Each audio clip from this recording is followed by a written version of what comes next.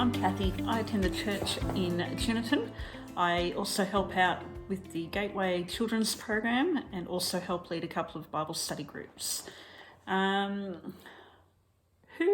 has ever rolled their eyes at a Bible passage and thought, oh, I've heard this before, can't tell me anything new? Well, I actually had a conversation like that with the girls in my Gateway group.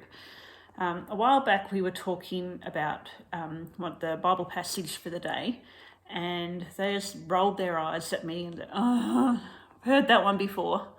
I took that opportunity to explain to them that no matter how many times you read a passage in the Bible, no matter how many times you've heard it, that God can always show you something new, give you more understanding, give you greater clarity on something in His Word. Recently, I actually kind of had that bad attitude about the Bible. I was in a reading plan that we'd agreed to do as the ladies' Bible study group because we couldn't meet together at the moment. We're doing a reading plan through the books of Luke and Acts via an online app where we can keep track of each other and make comments and encourage each other that way. I've been going to church for my whole life, and I've heard a lot of the stories so many times. I'm going, oh, okay. We'll do it. We'll go through these books. And this reading plan is written, we read one chapter a day, and every now and then there's a video attached to it which will explain the next few chapters that we'll be reading. The videos have been produced by the Bible Project team, and they just give an overview of what is about to happen. Now, this particular day, we were reading Acts chapter 13, which is the start of the account of Paul's missionary journeys. So there was a video to go along with it, which would explain the events that would be in the next few chapters and some of the themes that would be covered.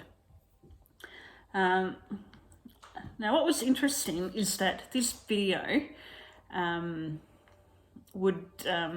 it kind of highlighted that as the gospel spread, then the believers increasingly found that they didn't have, they couldn't find a home that they could call in the world. They didn't fit neatly into the Jewish religion anymore. They didn't fit into the Roman or the Gentile way of life anymore. They found that they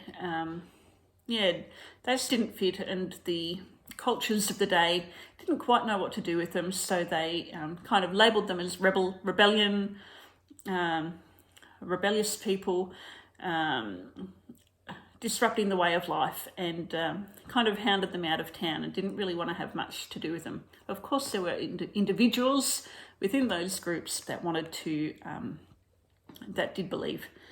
But the thing that I found interesting was that I kind of knew that their message was rejected, but the way the video pointed out that they didn't fit neatly into the Jewish way or the Gentile way just shed so much more clarity into what I already knew of the Bible.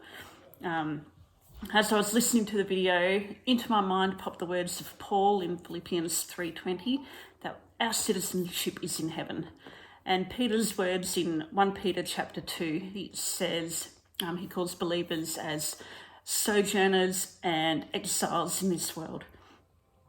And I just thought, wow, that is, it's not just a clever way of pointing people to Jesus and to heaven. It was actually what they were living. That's what they experienced. And it just shed a whole new light for me that it wasn't just a pretty way of illustrating the point that we're going to be going to heaven one day.